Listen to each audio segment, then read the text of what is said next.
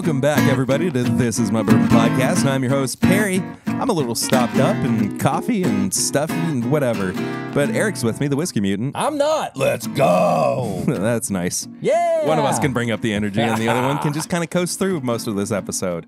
We got a big one for you this week. A big old one. We got a big old review. Big old review. Got a big old interview. Big old interview. New friend Jordan Morris. He's hanging out with me, chatting about some comedy. Yeah. His comic book that's coming out this year. Did you tell him about my comedy? I did not. Damn it. Okay. But most of all, we're just happy that you're here. Thank you so much for listening, for watching, however you consume the podcast. If you want more and you want to support the show, you can head to patreon.com/mybourbonpodcast. And for just $1 a month, you can support the show. $5 though gets you a bunch of bonus content. Bonus. Which includes the pregame chats that come up for every episode, the uncut version of the episodes as well. Completely just it's there. All there. Every 100%. Every bit of it. Except that one time. And a bonus episode that comes out every Monday as well. Yeah. So yeah, check all that out. Check it out. Over there, we normally kick off the show with Flying Blind or with Sips and Snacks. I got a Flying Blind for Eric this week. I'm ready. I'm going to need both of your glasses. There you go. They're right there. And you have to do that yourself, sir. Close my eyes. Close my eyes. Well, this is fun. I had a Sips and Snacks, but I did it on 69 with Whiskey Mutant. And spoiler alert, the snack kind of sucked. It seemed like you liked it a little bit, though. It, but you have to take the top layer of jelly off of it. Oh, okay. Like, you know how much we like the wafers from Nutty Buddy, Nutty Butter ones. It's like that, better, but they added that crappy layer of, this was Skippy peanut butter, but they added the crappy layer of fake like jelly on it. It kind of sucks. You can uncover your eyes, by the way. Okay. Let's see. You get a headache from the lights. So we'll just go left to right. Okay. Is there anything that am I comparing them? Yes. I'm just going to say which I like the most or which I prefer. Yeah, sure. Okay. Ooh. Okay. These smell like they may be from the same family. But I'm not going to give you any hints until we reveal it. But they both smell good. They do smell remarkably similar. Yeah. I will say. The right glass, I prefer the nose on it a little bit more because it feels more rounded. Yeah. It's almost like I get a lot of chocolate on both of these. Yeah. It's almost like the first one is almost like a cheap chocolate brownie batter. Like it's kind of like the off-brand. And then the second one is like you took like the freaking, I don't even know, the Hershey brand like chocolate brownies or something put in there, and it's like, oh, that's some good chocolate. They both smell good, but one is definitely better than the other. All right. Oh, sorry. I was getting deep in the thought.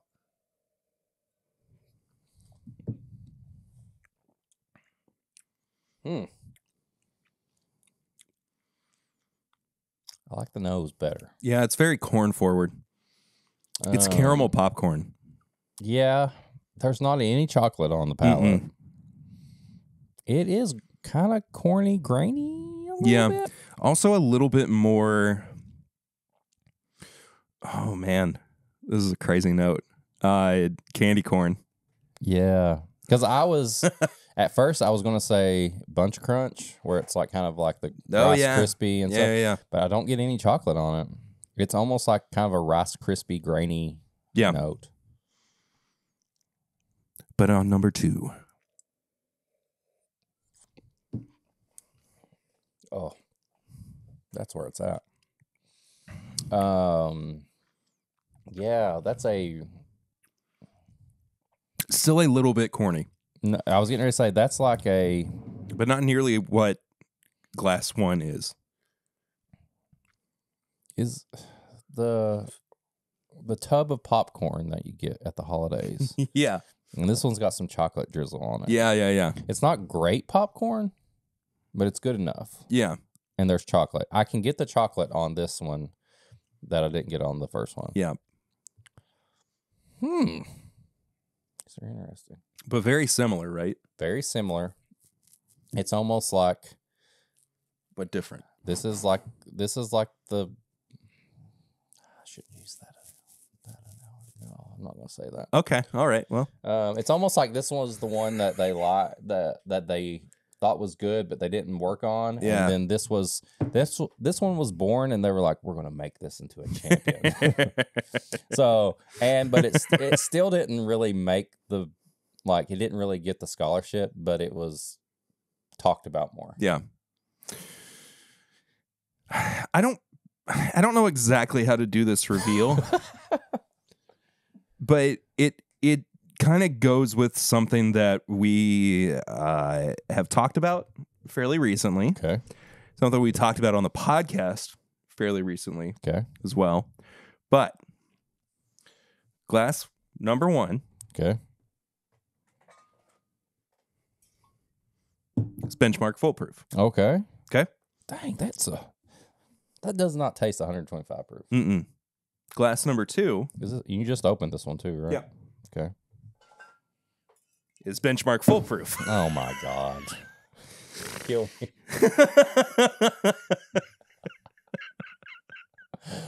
Whip out the laser codes, boys. Yeah. Same place? Bought at the same place? No. Okay. So but they are different laser codes. Are you kidding? I'm not kidding. So there's a significant difference between the two. Yes. The general consensus is that the earlier batches of benchmark foolproof, this is one of the earlier ones, not by a whole lot, right, but earlier enough, used their rye bourbon from Buffalo Trace. Okay.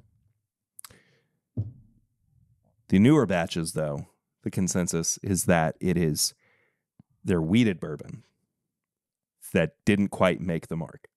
I was going to say, I normally love. I know. So the reject wheated bourbon. Yeah. The reject Wellers. Cast strength, foolproof Weller reject. Now, I don't have confirmation. What color would you make that Weller label if they did the Weller reject label? Like a brown? Brown is what I was going to say. What the hell? Yeah. Isn't that crazy? I mean, that's or a pale yellow difference. Like it legit, you could have both of these and be like, yeah, I think they're from the same distillery, but this is the second one is more special, they worked on it more, and the first one is decent. Yeah. But they didn't give it the attention like they gave the other one. Oh, it is. It's crazy. It's just straight up this young wheated distillate. The funniest and best flam line ever. If I had time, so the foolproof that I got over the holidays. Yes. I finished that bottle. Yeah. Because it was so good. If I had time, I would have gone and gotten another one of those, so we could have done all 3 of them. Oh, that's crazy. Yeah. And I mean, you remember having that one that was definitely an older batch of it. And it was significantly different, I would argue better as well, than either of these. Is this the topic of 2024? Bourbon conspiracies? Yeah, like the laser code. Maybe. I mean, now here's the thing. Crazy. Here's the thing, though, and this is coming from somebody who has had enough foolproof to know that. And first of all, I have noticed a difference. It wasn't until I started talking with My Daily Bourbon about it that any kind of any kind of I don't know, inside information I became a parent, and the more I kind of looked at it, the more it wasn't just Chad talking about it. I know for certain that these newer batches are not as good and definitely different from what the older batches are. It's crazy. It's wild. I mean, even if the older batches of Benchmark Foolproof are weeded bourbon, it's still better composed weeded bourbon than what this is. Mm-hmm. And this is not bad. No, it's not bad. It's just not what I would put these are. For the price and everything for Benchmark Foolproof, I would keep it on tap. Mm-hmm. You know what I mean? Like, there's nothing. I basically do. Yeah. I want to blend them. No, I should have done that. Here you go. Thank you. Friends share. We share everything. No, we don't. What? No, we don't. Tell them. No. Yeah. It kind of just smells like a mix of the two. Like, it's a little better than the first one, not as good as the second one. It's baby Taylor 4-grain. Somebody give us a sample of that and we'll put it to the test. There is a kind of a cinnamon toast crunch note on that. I'm not crazy about them together. I kind of like it. I'll be honest. I kind of like them together. It's okay. It's not my favorite. It's cinnamon toast crunch milk. Yeah. What have you been drinking recently? I actually have stuff to talk about because I've had some bourbon and whiskey. Last week I didn't have much to talk about. Yeah, but we went to a party together. We went to a party. Perry and me partied hard at my grandmother's, aka Gran, if you heard me talk, 80th birthday party. And I've got a funny story about after we left. Boy, I'll keep talking about it. But so we had the party. Me and April decided to surprise my grandmother for her 80th. And, I was tasked with the job of finding somewhere to have this party. And you know what I did? I said, you know what? Clarion. I got contacts from Bourbon, and I got a good deal for the party / convention room at the Clarion, where we have our bourbon meetup every year. And the only difference was this time I didn't pay for a bartender. Yeah. Because, I can't be responsible for getting like 80-year-olds buzzed, But I don't know how many of them would have even I offered my cousins. gotten anything I had to a few drink. cousins there that are around my age and everything. And your uncle. Yeah, and my uncle. But, they're like, no, I'm good. Either way, me and Perry. I'm going to put that picture. You got to send it to me. That picture of your uncle that you took before the party started. He was just chilling, man. He was just straight vibing in the convention hall. That was like, well, boys, pretty good party. I showed up early, and I was like, the funniest thing though, and I love him. I think he's such a character. Yeah, he is.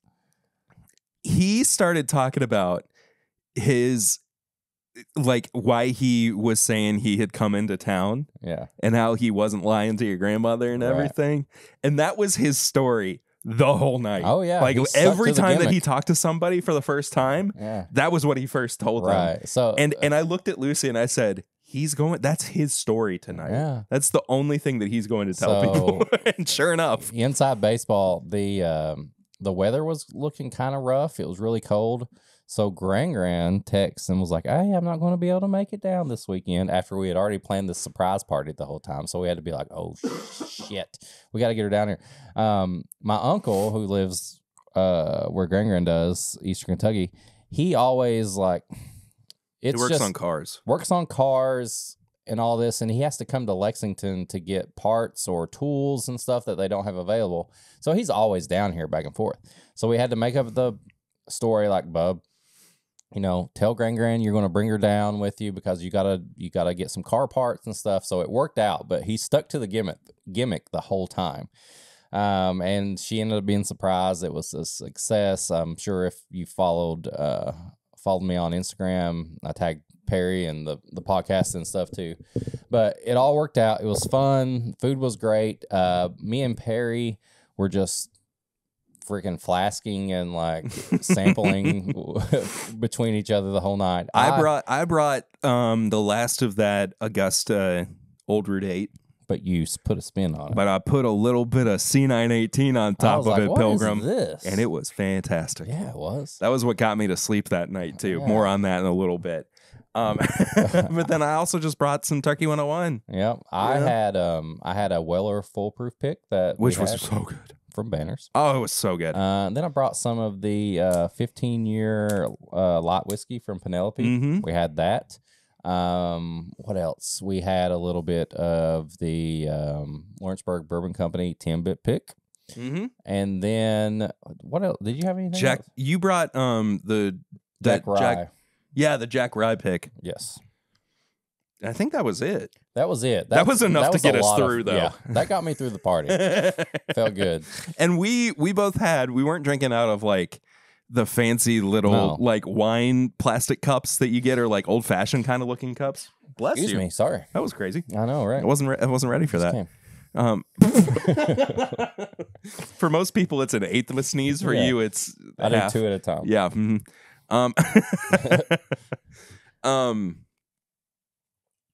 What was I saying? Oh, we weren't drinking out of the little old fashioned cups.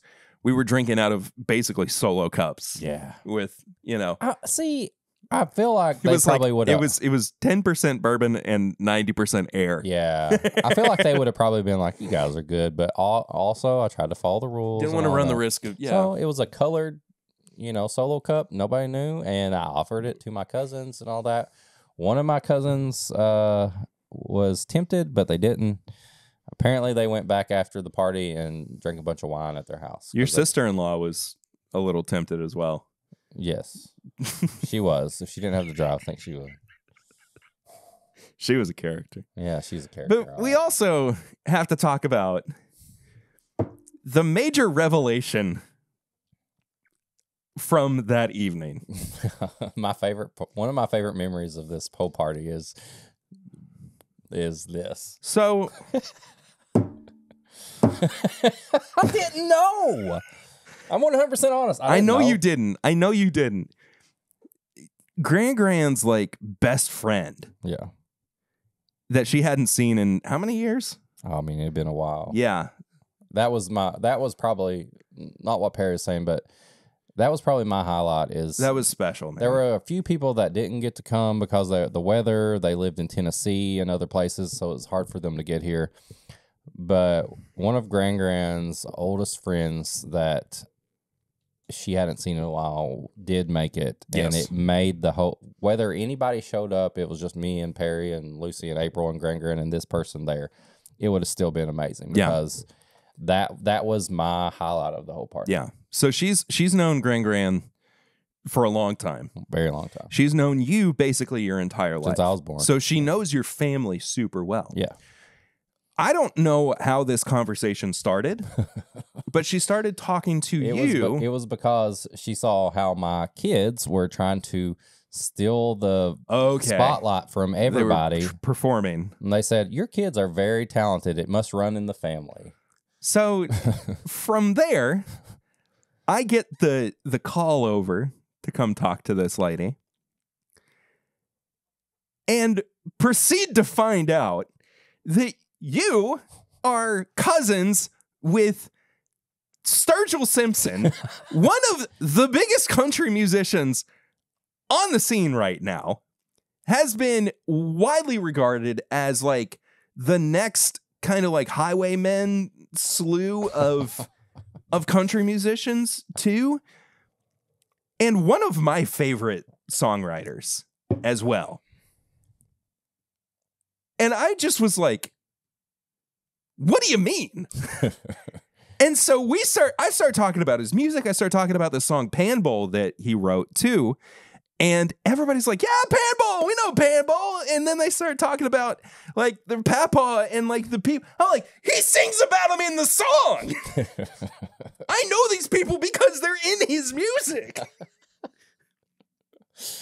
And was just like Bub comes over. He's like, yeah. Bub starts talking about like his dad and Family his mom and like reunions how Sturgill's like coming to family reunions now too.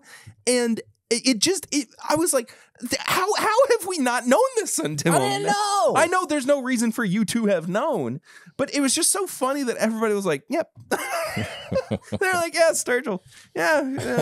And the lady that was friends with Gran too, she was talking about how like his mom would come into their shop and she would talk about how the first son that she had, his name would be Stu or Stuart or whatever. And his name turns Sturgill. And it was just like, but the funniest part about all this too was that we sit down at the table and April's sitting there. And she's like, what are y'all talking about? And I was like, how Eric's related to Sturgill Simpson. She goes, yeah. I don't think she knew who he was. Anyway, so we need to get Stu on the podcast. I'll try to work on that. Please, because I genuinely like I am such a big fan of him and his music, and I have been for many years. I had no idea though, so that's going to be one of my favorite memories. He produced Tyler Childers for a couple years too, like his first couple of albums, and we don't have to drink because Tyler's sober, but we can get Tyler on the podcast too. I know Tyler's keyboard player. He was my keyboard player for a while. Well, there we go. We got all the connections. Drink out the skull. If you want to know skull of our enemies. If you want to know more about this, if you're watching on YouTube, it's on the pregame chat. It's on the pregame chat, so join that. So. Anyway, that was wild. I still feel like I'm going to spill. It's impossible to drink out of. Yeah. But you threw a great party, man. I mean, it was a lot of fun. As long as Gran had fun, and she was so touched by everything. Then afterwards, everybody was like, "What would you have done if she would have like your age?" And she would have got like so excited, and I was like, I wasn't thinking about that. Yeah. Okay. It was fun though. So I'm just gonna tell this story. Tell it. Right. We had sent Eden to have sleepover that night. Yeah. We were like, it's a night out, we get to enjoy ourselves and not have to have a kid around. Get back to the house. Get in bed. Like, let's watch some TV. I'm like, okay.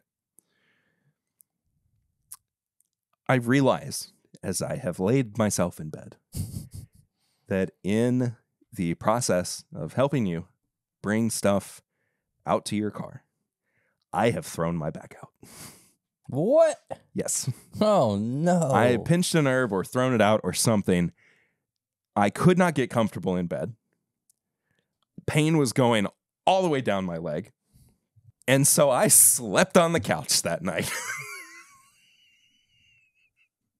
So you're saying inadvertently I cock blocked you. Kind of.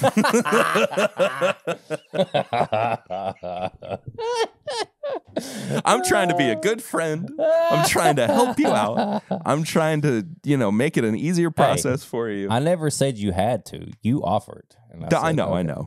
It was my own fault. That's hilarious. But here's the good end to the story. The bed that we had got damaged in the move. Whatever. The like metal legs that were connected to the frame had bent. Yeah. So there was no way for me to get comfortable in bed. Yeah. Right. So we had to spend that Sunday afternoon after the party. I'm like a little hungover too. Oh, I was building a new bed. Oh no. Which we had gotten for Christmas. Yeah. Like it was there. We just needed a reason to do it. Yeah. And my reason was I want to sleep in bed. I want to be in the bed. I don't want to sleep on the couch every night. So yeah, we've got a new bed. And it's got drawers underneath too. Ooh, it's crazy. We can toys. store stuff in it. I was thinking shoes, but yeah. Okay. So anyway, it was a fun weekend. Well, I appreciate you being at the party. And I appreciate you helping me out. Man. It was fun. And Gran seemed so touched by us just being there. I mean, too. yeah, she sees you just as much as anybody else. She sees you more than some of my other family. Yeah. So you're part of the family. Oh, I know. I feel it. Yeah. So you're technically cousins with Sturgill. Well, then I better be getting a Christmas card this year. Just message him. Just say, hey, Hey, cousin. just be me. And then he shows up and he's like, wait a second. It was just so funny. Everybody was like, yeah, it's part of the Simpson family. I didn't know. It's just going down the line. I didn't know. Yeah. Parents are divorced. I didn't know. Dad lives here. Mom's live back home. Yeah, Perry found out all the details. Bub was like, yeah, we could probably go see his dad right now. It's like, excuse me? I'm sure that would lead to like a FaceTime or something. Oh, right? 100%. Yeah. Yeah. Well, We'll get Bub on the podcast too. oh my gosh, that would be so much fun. We just need Country Boy beer. Okay. He loves Cougar Bait. What do you think pairs with Country Boy? Or with Cougar Bait, excuse me. Oh, man. Pizza all day long. No, I mean bourbon-wise. Oh. I mean, we can get some good fellas. And... Something weeded, like a Weller 107 or something. Okay. Yeah, for sure. Yeah, we'll do that. We'll make him drink our God. drinks. Then he would talk about like how to put a turbocharger on. New carburetor. Yeah, stuff like that. So.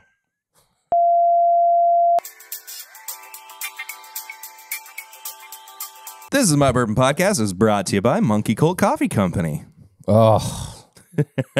That's all I can say after That's how we're starting this ad. Apparently. I'm seriously still. It's been a 1 week since you looked at me. 1 week since we had it, and I still am like, it's the best like flavored coffee I've had that I can make at my house, because normally it just tastes artificial, and this does not. Yeah, I made espresso with it the other day. I want to make and it was fantastic. I want to make a bourbon coffee with Yes. it. I want to put actual bourbon in it. They give you bourbon flavors, which you can tell, but I want to spike it up a little bit, and I think it would be perfect. And specifically what we're talking about is Monkey Cult Coffee Co.'s bourbon chocolate chip flavor infused coffee. They have a range of flavors, not just limited to the bourbon chocolate chip, but also including toasted coconut rum and golden honey agave. Ooh. They have plenty of other products too. They've got a honey on their website as well. Not to mention, like, the logo, the look, all the stuff. All fantastic. Badass. Yes. And if you want to support this business and get some really fantastic coffee, and also support This Is My Bourbon Podcast, you can go to monkeycultcoffee.com and at checkout use the code MyBourbonPod10. That is MyBourbonPod10. 10. Type out the 10. Type it out. You can also follow the link below in the description to head to their website. They're wonderful. Support them. You're supporting us. We want to make sure that they keep sponsoring the podcast as well. I love this sponsorship. I love coffee, and I love coffee that doesn't taste fake. And that's why I joined the cult. And you too can join the cult. Join it.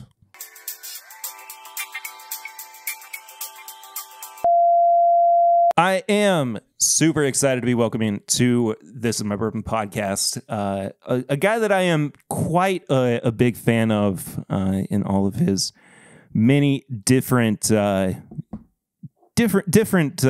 expressions on the internet, of course, between being his own podcaster, between being a recurring part of Good Mythical Morning as well. But Jordan Morris is sitting down with me this evening. Jordan, thank you so much for being here, man. Yes, happy to do it. Thanks for asking me. Glad to be here. Of course. You it was just kind of a very quick and casual invitation for you to be on the show, which you just immediately jumped on, which I was very thrilled by.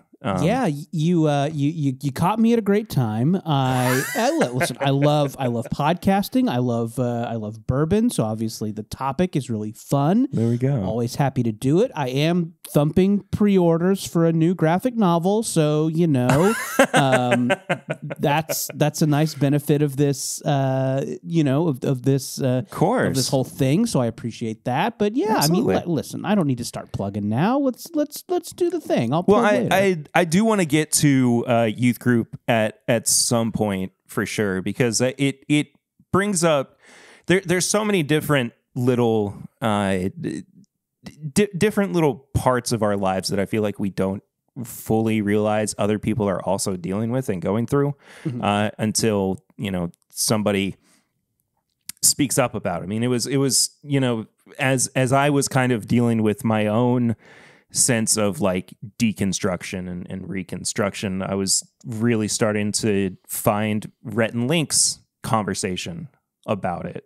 Right. And then now it kind of seems like there's a part of that for you too that is crucial to your story.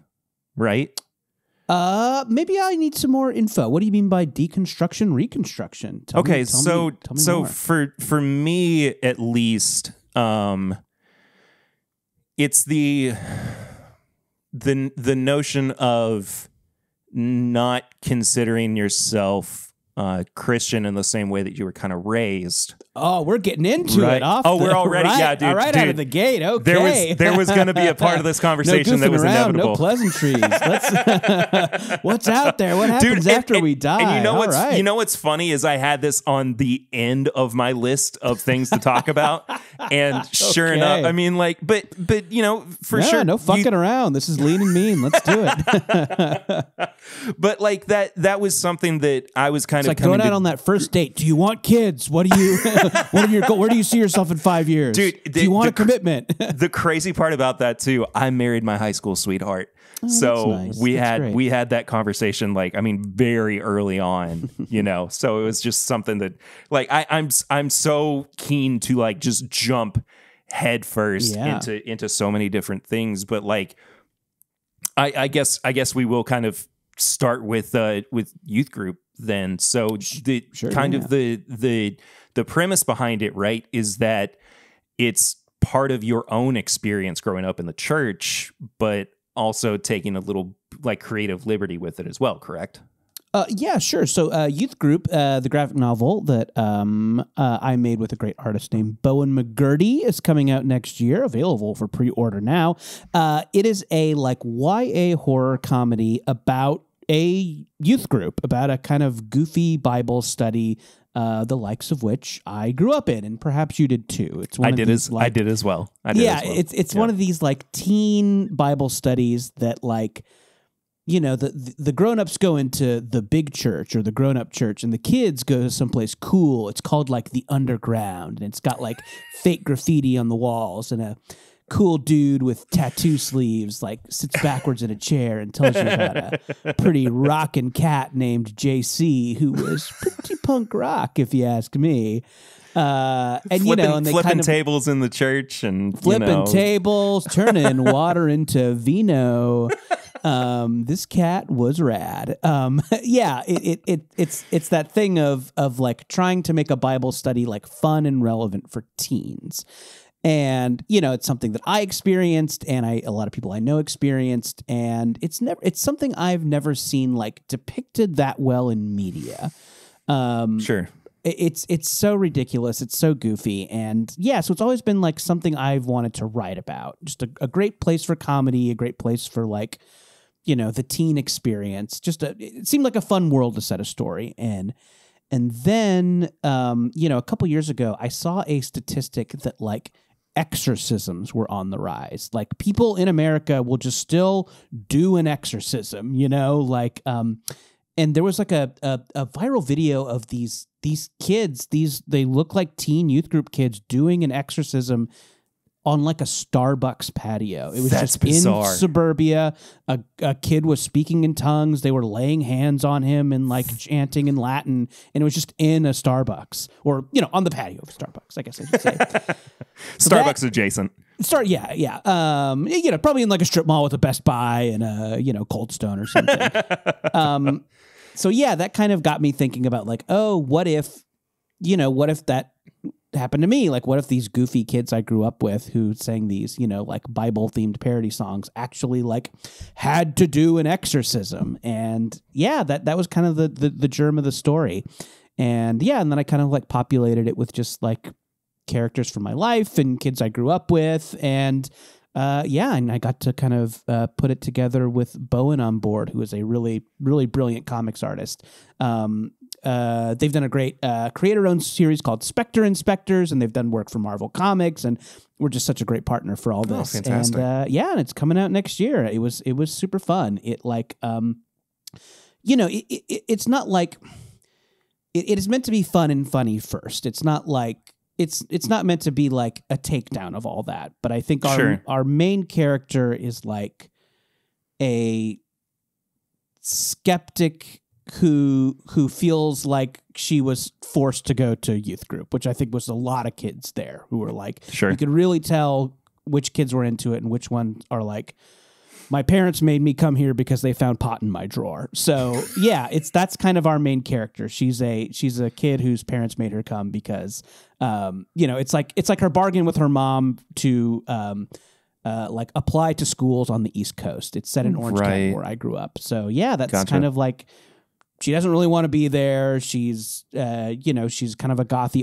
artsy kid, and yeah, just stumbles on this world of suburban exorcisms. I always felt a very innate sense of earnestness, I guess, with my upbringing within the church, and it's easy, I think, to say things like, well, I bought into it, or I found myself just kind of like accepting everything as it was told. But I do, and I was a good kid growing up too. Like I didn't get into trouble. And so like every decision that I made with like wanting to go to church and wanting to be active, like I was a worship leader for a while too. Okay. And so it was all just very like, I was making those choices to do that. But at the same time, like I always had that nagging in the back of my head too, of like, something's off, something's a little bit uncomfortable. Like I don't fully get that. Was that something that you felt too early on with your faith, I suppose? Yeah, totally. I think like I was there, I think primarily for the community, the community behind it is great. Like it, and that's kind of how they rope you into those too. They, some, cute girl from your math class is like, hey, me and some other teens get together on the weekends and talk about what it's like to be a teen. You should come hang out with us. Like, so I liked the social aspect, and I was, and I was kind of a cowardly child. So like, I was really afraid of like drinking and drugs and sex anyways. So like, I was being in this social circle where you didn't have to worry about drinking and drugs and sex was like very cozy for me, very convenient. Sure. And so yeah, so I liked it, but like obviously had my questions, and I know everybody does. But I think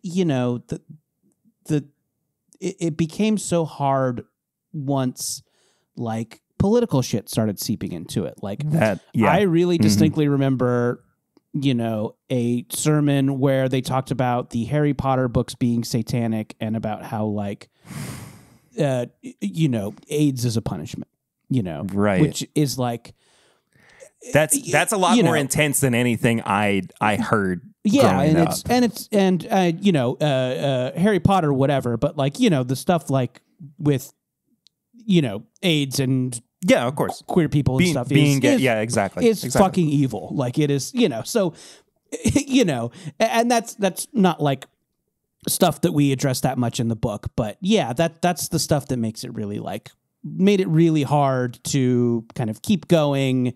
And yeah, I've been kind of cheerfully agnostic for, the past 25 years or whatever.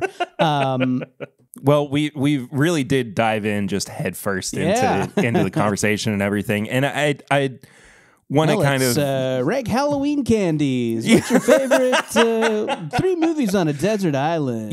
What's funny too? Like that is so not far off from what we do too. Like it's just and I think that in some capacity, like all podcasting pretty much runs in like 3 different branches. Like there's the guy who just sits in his room and talks about whatever he feels like. There's the two friends who sit down and they have like deep, meaningful conversation. And then there's the podcast where it's like, what are our vices? How can we like, exploit some of that for, the ability to like be friends with in public kind of with each other. You know what I mean? Like that there's a level of like and there's murder shows and you're Office right. recap. You're right. How do you feel? Okay. I have very strong opinions about rewatch podcasts from the people who were on the thing that they're rewatching. What is your feeling towards those? I do not have a strong feeling about it. I don't listen to any of them. I think a lot of the like show. Well, that's a good question. I was stopping myself like, I don't know if any of like my favorite shows have rewatch podcasts, but maybe they do, and I just haven't looked for them. Because I think I would listen to, like, I'm a big Simpsons guy. I would listen to a like classic, golden era Simpsons podcast with the writers and cast and stuff like that. So I think for the right show, I would do it. But I just at the moment, I think I don't. The shows I'm super into don't have the affiliated podcast. I had such a hard time. I mean, even just 2 or 3 episodes in with Office Ladies, just really, really struggle with it. It just felt it felt disingenuous. It didn't feel like they were really trying to. They did the whole thing too of bringing other cast members on, the ones who were available, the ones who aren't John Krasinski, essentially, to like retell stories of the glory days. And like I understand that's the whole motif of it all. Like that's what gets people in, right? But it I don't know. I just didn't ever. I don't ever really feel like they are true to making some, and maybe I'm just so jaded at this point. I mean, I've been doing this for 6 years too, and so like it's not something that I don't know. I have mixed feelings about it, I suppose, but at the same time, it's sticky at the very least. But I guess when I'm watching like a weekly show, like Succession or Game of Thrones, I feel like I've listened to their like Vanity Fair has some rewatch podcasts. So I guess I like watching the latest Succession and then hearing my smart funny friends talk about it. So I guess maybe I have done more rewatch podcasting than I realized. Yeah, and I don't mind. For instance, I have friends who. They initially started out doing an analysis show of Arrested Development.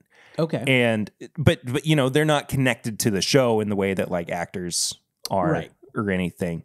And so, it's a different analytical approach of like what makes this show work, how did it fall apart by the time they got to season 4 and season 5. Things like that. I don't mind that. And I mean, there are some of those, like I remember watching, I think when Watchmen was out, there was a week by week podcast of breaking down each news. Some of those. And I think didn't they do it with The Last of Us as well? Oh, I think they did. I didn't. I think HBO now just immediately has a podcast for all their shows. I think that's just part of the deal. When you greenlight the show, you pick the podcast host. Talking Dead took off, and they're like, we need to do that with everything that we do. Sure. But we have spent quite a bit of time talking about anything other than bourbon. But it's true. The bourbon heads are like, when are they going to get to the bourbon? Yeah, exactly. Well, you know what? That happens. That happens all the time when I have interviews with people who are not strictly like bourbon people. But I know that bourbon is a pretty easily approachable common drink for people. And you actually said when we were talking about getting this episode together, you had a bottle of Turkey 101 that you were I got it right here. Wild Turkey 101. You'll notice it's still pretty full. I something also we were talking about. I don't do a lot of drinking around the house. Sure. I like to save my drinks for when I'm out and about. But occasionally I do like to have one. And this Wild Turkey 101 has been really great. I originally got it because, do you know Norm Macdonald, the comedian Norm Macdonald? Used to be on SNL, absolutely. The late, great Norm Macdonald. Yeah. One of my favorites. Yeah, he wrote a really great book, the name of which I'm forgetting. It's something kind of like long and unwieldy on purpose, as Norm was wont to do. Yeah. It's the whole thing is very him. But anyway, it is a kind of a memoir, kind of a novel. You're not really sure what's true and what's not. Some of it is very obviously not true, and some of it is maybe kind of true. And anyway, it's just kind of a wild ride. It is so funny.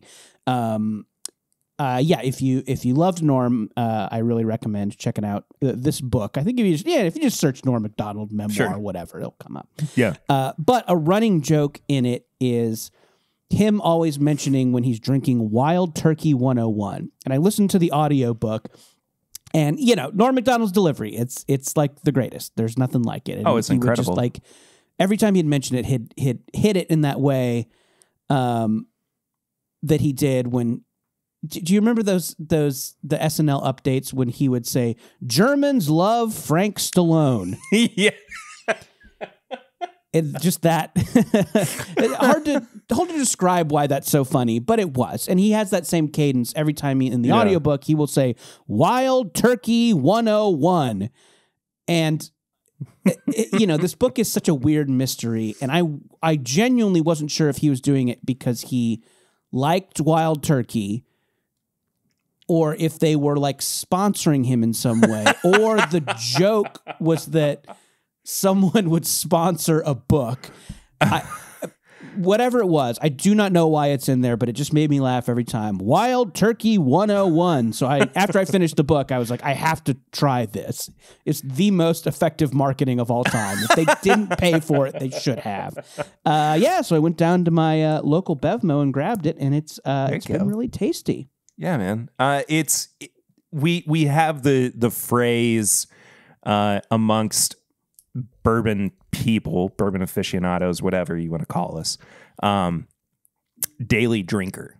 Okay. So, if you're going to fall back on something to, your old reliables, Turkey 101 is a lot of that for a big chunk of us. And I mean, I fall into that category as well. I'm a huge fan of Wild Turkey. There was some controversy over how expensive Wild Turkey has gotten recently as well. Yeah, that's something I would be curious to hear your bourbon guy's knowledge about, because yes, Wild Turkey I always knew as like it's the well, it's the rail, it's the cheap stuff. It's you get a shot of Wild Turkey and a Miller High Life for that's $8. That's my go-to bar drink. It's great. I'm not even kidding. It's an amazing drink. Fantastic. So I always knew it as that, but I guess they have, they're expanding the brand. So this is a more mid-shelf or upper shelf. I didn't pay too much for this bottle, but obviously pricier than a bottle of, vanilla Wild Turkey. Sure. And I say vanilla Wild Turkey, I mean the standard brand, not the 81. Vanilla. Yeah, the 81 proof. But tell me about the 101 brand, where it comes from, how long they've been doing it, and what the Wild Turkey fans think of it. So Wild Turkey 101 is basically just your, like, if you want to understand what this brand can do, even with some of their younger products. So like the youngest bourbon in this nowadays is about 6 years old. Okay. So it ranges anywhere depending on their blends, depending on what they need to achieve the particular flavor profile. It's typically like 6, 8, and 10-year-old bourbon. Sometimes if they need something a little bit more robust, they'll put 12-year-old in, just to kind of even out some of it. But bare minimum nowadays, it's 6 years old. 101 has been around almost as long as Wild Turkey has been a brand in and of itself, too. Yeah. They fluctuated a little bit with some of their proofs. They had, before bumping it up to 81, by one point, they had an 80 proof Wild Turkey offering as well. But 101 was just kind of their it was a slightly like bolder offering. You know, Matthew McConaughey, of course, like used to live and die by his Turkey 101. And, okay, I didn't know that. I also listened to Matthew McConaughey's audiobook. I really enjoyed it. Yeah, me too. He's a real hilarious nut for sure. He's a character for sure. He actually his little like life-isms that he thinks are really profound do not make sense 75% of the time. Not a single one of them. Not a single one of them. He has these little nuggets of Southern wisdom, and it's like, you know, Pappy always said, you know, you can't jump in the ocean if you still got your jeans on. It's like, I mean, I yeah, don't know but that's also as deep I don't know if that's as deep as you think it is, but and his fucking delivery, you know, just a great audiobook read by someone with fucking impeccable delivery. I didn't go into it anticipating that I would hear so much about his wet dreams either. yeah. But there were so where he chooses to spend time is very weird. It's very peculiar. Yeah, very a lot peculiar. of wet dream talk, a lot of talk about what it was like making Reign of Fire, the movie where he and Christian Bale fight dragons. It's just such a weird, so strange. Like you've done better and more popular movies than this. You're gonna like spend 8 chapters talking about. Please, just talk about A Time to Kill for a little bit, please. Yeah, you have an Oscar, don't you? But so I mean, he even partnered with Turkey for a few years. They created a product that his name was literally on. Oh, really? Oh, neat. I would love to have a McConaughey bottle. I'm sure it's a limited edition thing. It's probably not still around. No, well, the brand, that bottle is still around, but his name just isn't on it anymore. But you know, the first like couple of years that they were putting it out, he actually had his little signature on the front with Eddie Russell, one of their master distillers. But so kind of across the board too. I mean, bourbon brands are becoming more expensive and are expanding to new and sometimes exciting opportunities, but at the same time, that frustrates me so much because bourbon inherently has always just kind of been the readily available every person's drink. You know, like it even going back to how easy it was when bourbon was first when it was really in its infancy stage, how easy it was to just get a barrel of bourbon. Right. And that was what you drank on. And I mean, it was just so, it was so available, and it's becoming so much more of a commodity now. It's becoming so much more of a luxury item that I get really frustrated over it. You know, because the thing that I have been saying a lot recently is it only takes one. It only takes one brand to price something at $500 a bottle, and then it only takes one person to buy it before other brands see that as an excuse to make new ultra premium products. And it just, just this cycle of like, and I know that there's this whole bigger conversation around like the capitalism of it all. And like, I get that. I understand that. It's just frustrating. Like, I'm allowed to be frustrated with the state of things based on how expensive things are, even though they shouldn't be. It's just insanely frustrating. But I mean, like we've been able to rely on Turkey 101 still being $25 a bottle.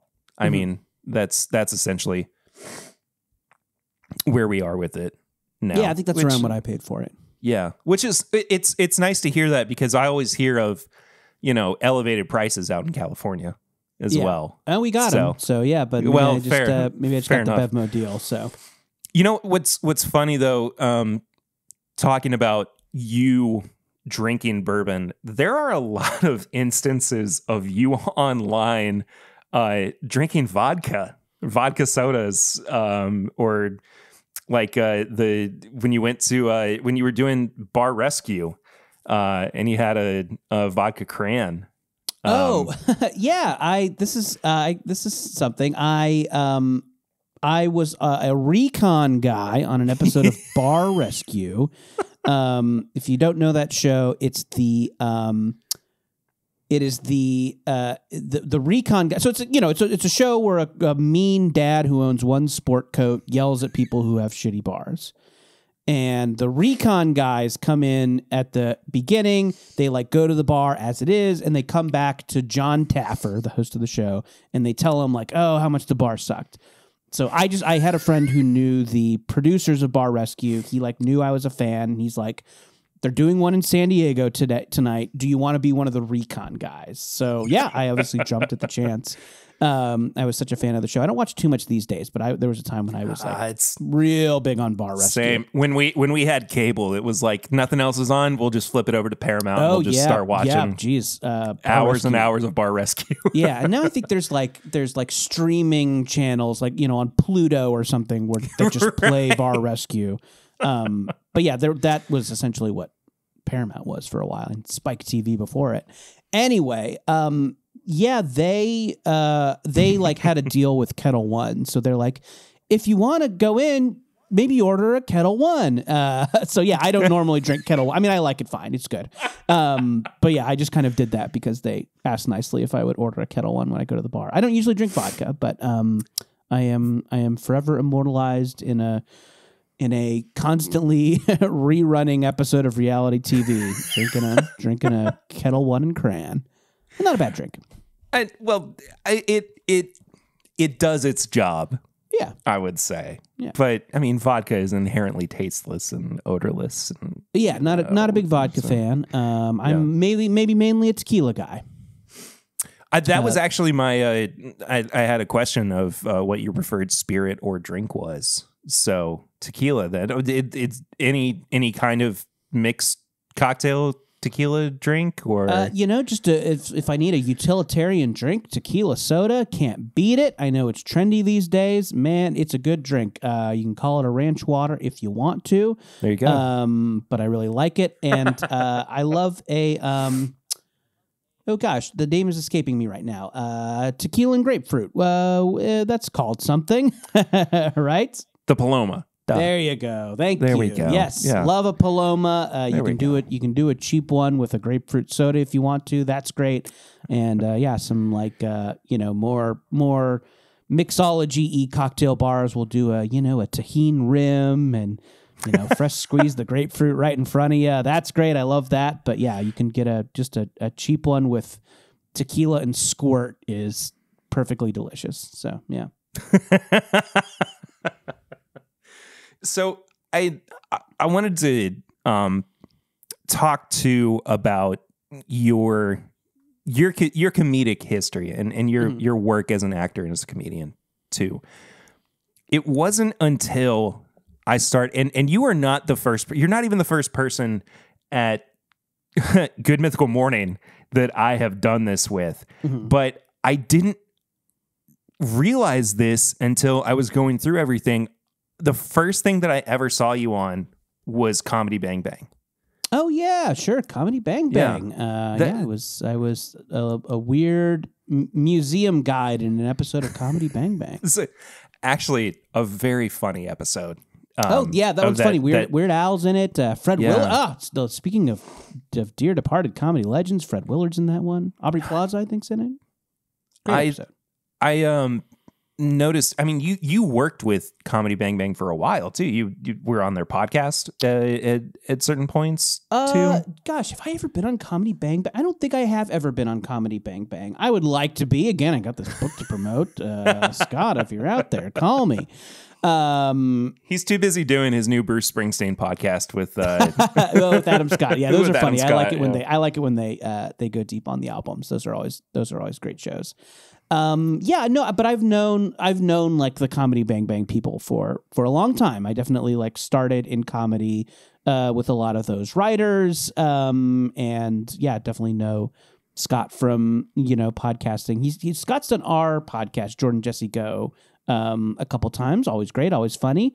So yeah, I know them from around, and I think that's what led to them asking me to do that little bit in the show. You have a particular nuance about your delivery too that I, especially in some of your more like sketch central comedic pieces, that reminds me quite a bit of Mr. Show. Oh yeah, Mr. Show's big one of my favorites. I was see, that's the thing is I was going to ask you just kind of like, you know, what your relationship with that show was like too. I mean, because that was the first sketch comedy that I think I ever really latched onto. My roommate in college was a huge fan, and 18 years old. Yeah. He was like, you have to watch this revolutionary sketch comedy. And I was like, this is the best thing I've ever seen. Yeah. And led me down a, different paths of, falling in love with Stella.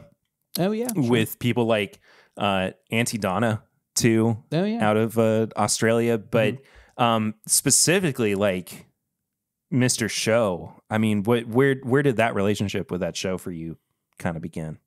Yeah, I mean, I think it was like a comedy nerd artifact.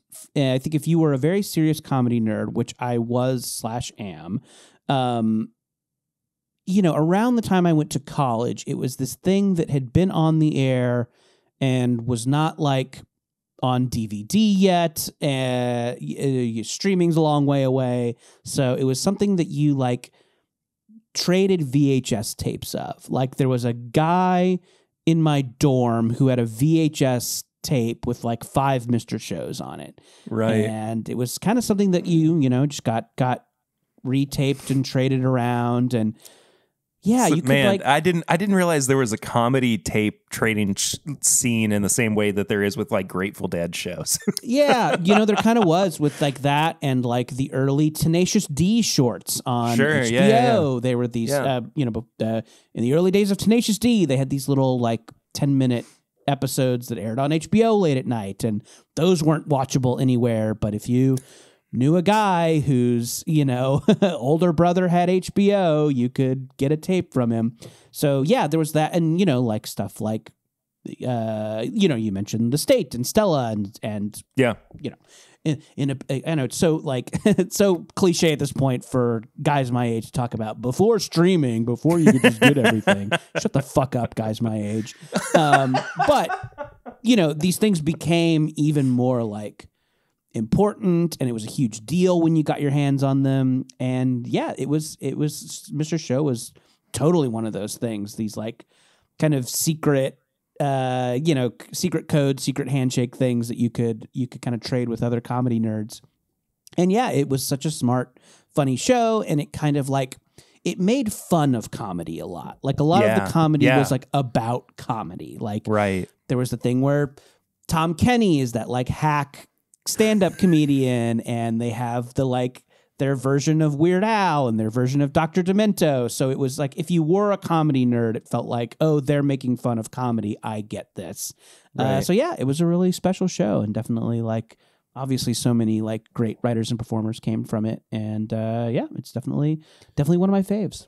What's your, speaking of stand-up comedy as well, what's your current kind of relationship with stand-up comedy? Because I feel like it's inherent in some of the, I mean, of course you talk about Chicago, you talk about Windy City and that whole improv scene and everything, but then in the larger regional cities, it seems like stand-up comedy is just what you have to do to even understand the comedy scene in particular areas.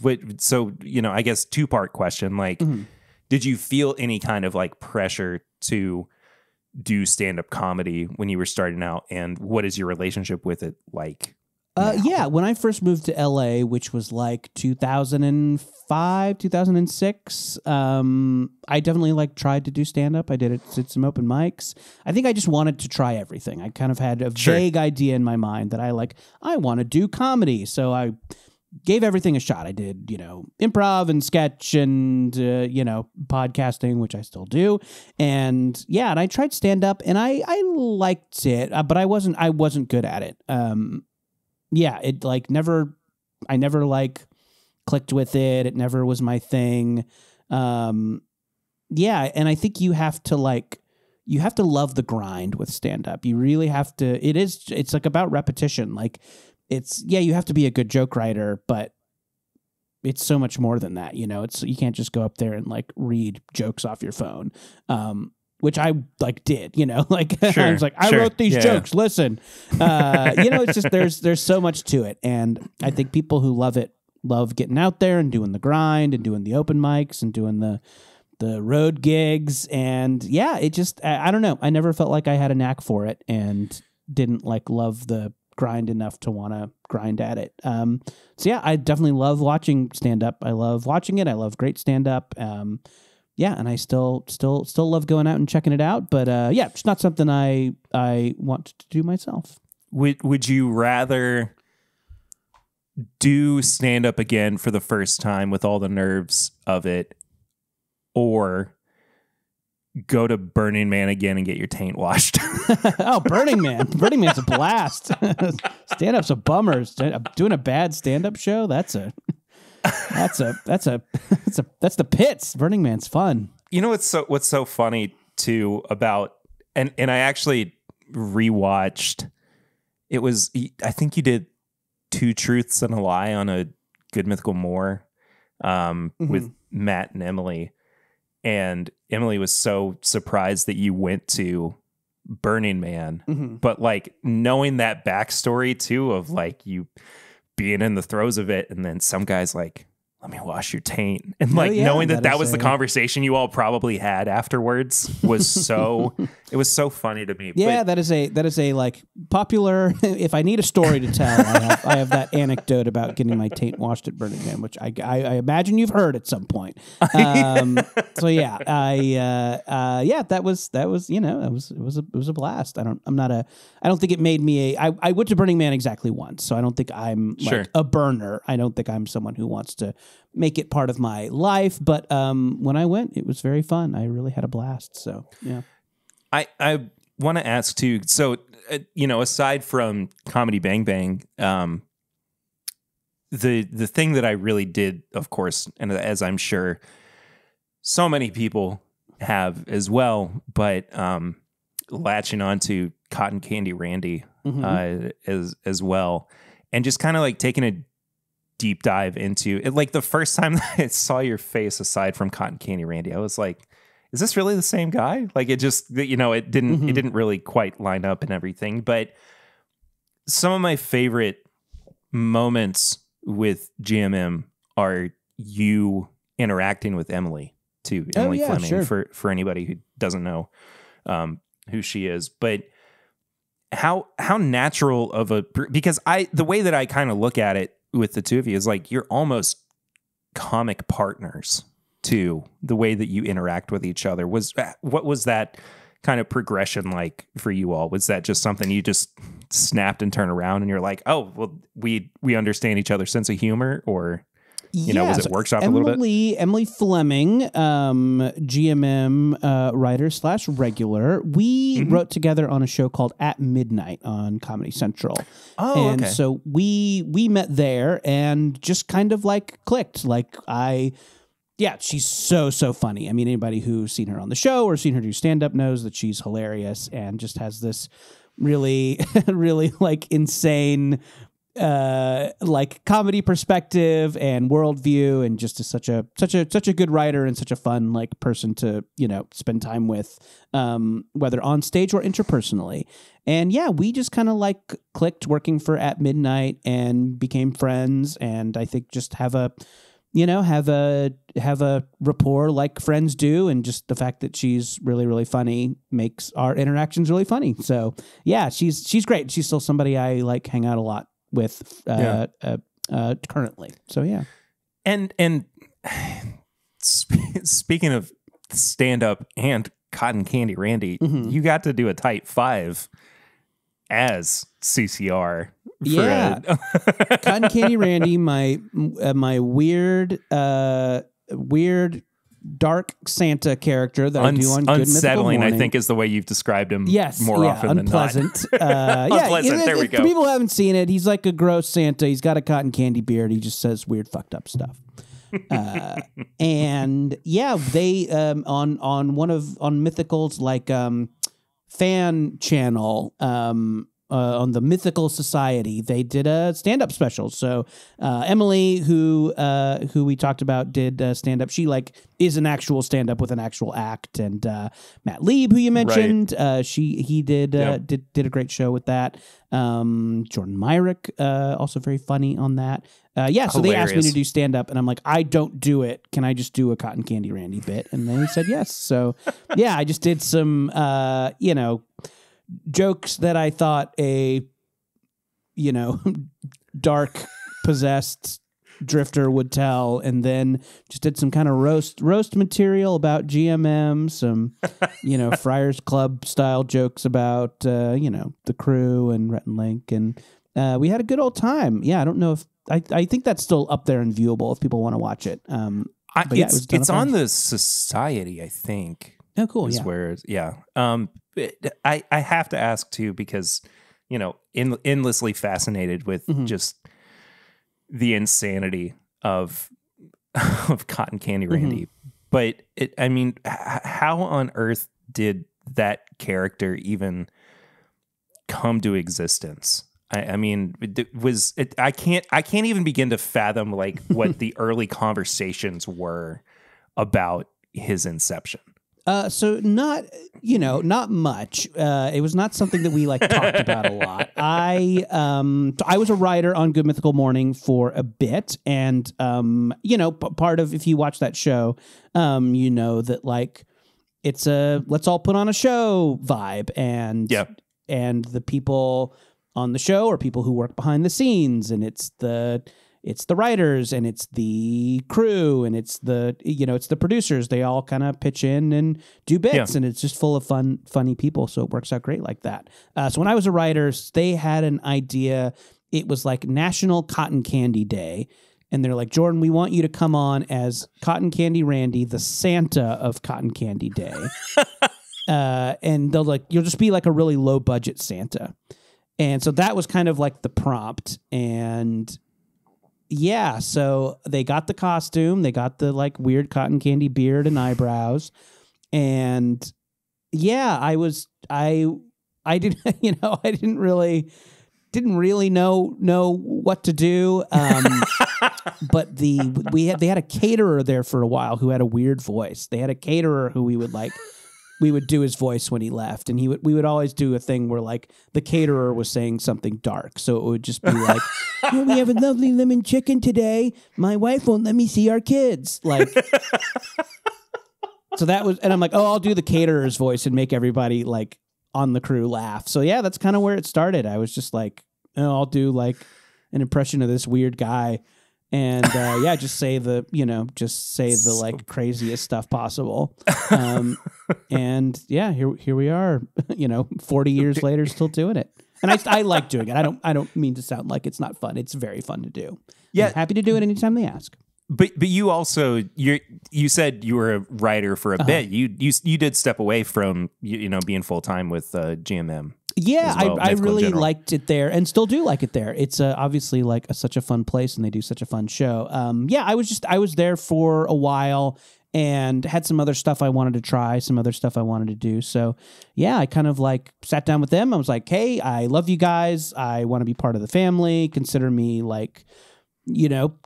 on call if you ever need anything. I need to just step away from the job and work on a couple other things. And they were really nice about that. A lot of people would not have been. So they were very cool. And it's the arrangement we still have today. I still just kind of like go in for occasional bits, and if they need me, and it's very fun, and I'll do it anytime they ask. Was this around the time that you started writing for Archie as well? No, this was like the Archie stuff has been fairly recently. That was something I've done in the past year or 2 years. So yeah. Gotcha. What's that experience been like? Because I mean, you're so taking, fun. Just iconic comic characters and, getting to play in that sandbox. Yeah, with them. it's great. I've written a couple stories for the Chilling Adventures line of Archie Comics, and that's like their. It's kind of like the Treehouse of Horror episodes of The Simpsons. It's kind of like the Archie characters in these familiar horror scenarios with all the Archie characters and tropes. And I'm such a fan. I definitely read Archie growing up, and always love it when they like take a wild swing with the characters. And it was really fun to get asked to do. It's been a blast. And I've done 2 stories for them. One that is in Pop's Chocolate Shop of Horrors. One that is in Camp Pickens. And I don't think they've announced anything, but hopefully more to come. Oh, okay. I heard it here first, I guess. The wild swing. The first thing that comes to my mind though with Archie is Archie versus the Punisher. Oh yeah, sure. It just the fact that ever became a reality for people I know. is just insane to me. But Totally. even being yes, of course you do have your independent graphic novel coming out as well.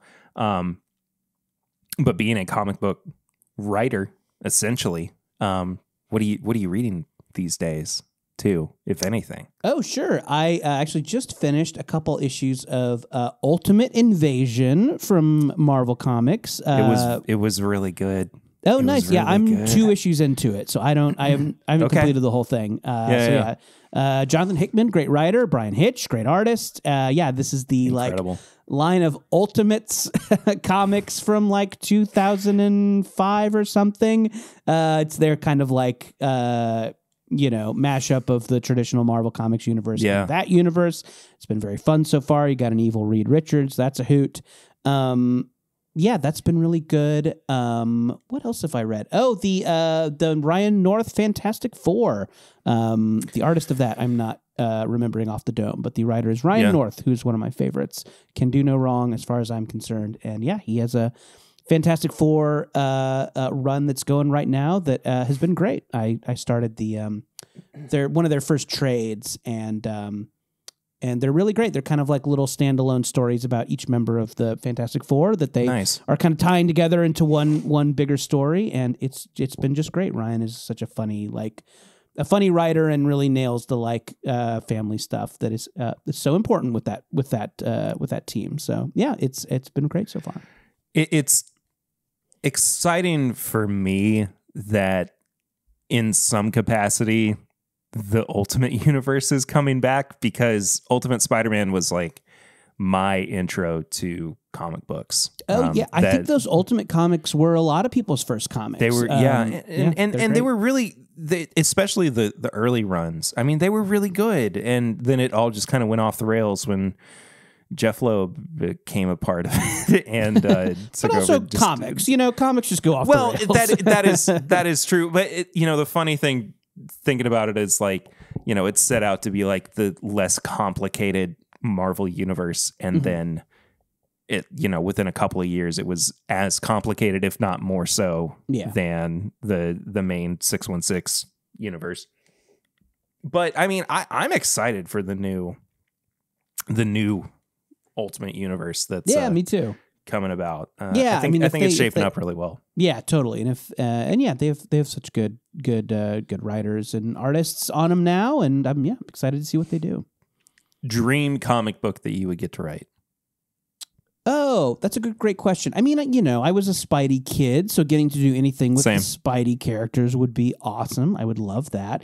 But I am kind of more of a DC reader these days. I know I mentioned a bunch of Marvel stuff, but I think my usual comics lean a little bit more DC. So, I was a big, Justice League International fan.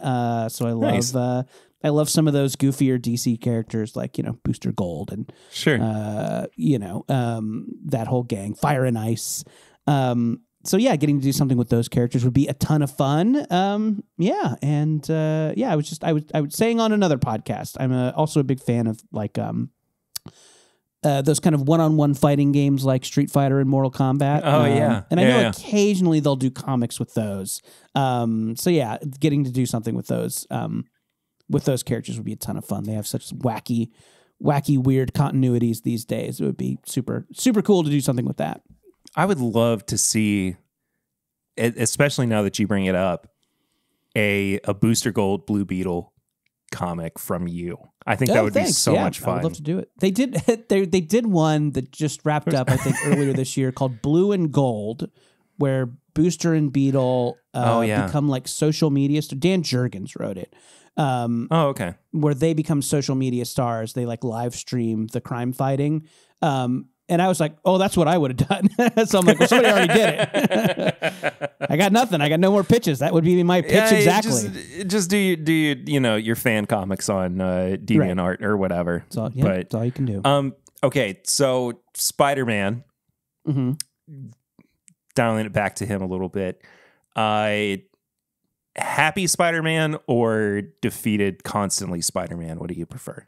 You gotta have a little both, right? You gotta have a little salty and sweet. I mean, I think he's funny. That's why you like him when you're a kid. And there's a great line in the most recent Spider-Verse movie where Spider-Man 2099 is brooding, and the Jake Johnson Spider-Man is like, we're supposed to be funny. Why aren't you funny? Yeah. I thought that was such a nice line, and a nice, just kind of like shining a light on the fact that there are some spider people who are more dark and brooding. But yeah, I think mine would be quippy were I to do it. Yeah. So, I like the emo stuff. I like Kraven's Last Hunt. We all shed a tear when Gwen Stacy died, but well, of course. I think you need quipping and thwipping. That's what it's all about, I think. I recently came to the realization that I think Kraven the Hunter is my favorite Spider-Man villain. He's great. He's really great. He's just I think he's severely underrated as well. Even though he's had these like huge set pieces of storytelling, and has had the opportunity to do so many unique things within the context of Spider-Man stories. But yeah, he just doesn't.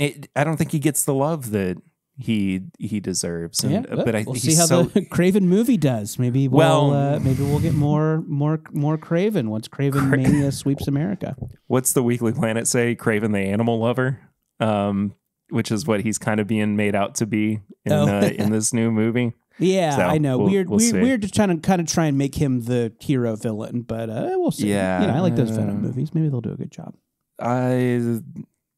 I didn't like Let There Be Carnage as much as the first one, but I think that was a Woody Harrelson problem more than anything. I love Woody Harrelson in that movie. I think that I like how wacky they are, but different strokes for different folks. I realize. Sure, and I mean, I think you probably are more the majority in terms of just like who Cletus Cassidy Carnage is supposed to be, just crazy, wild, just off the walls, bananas.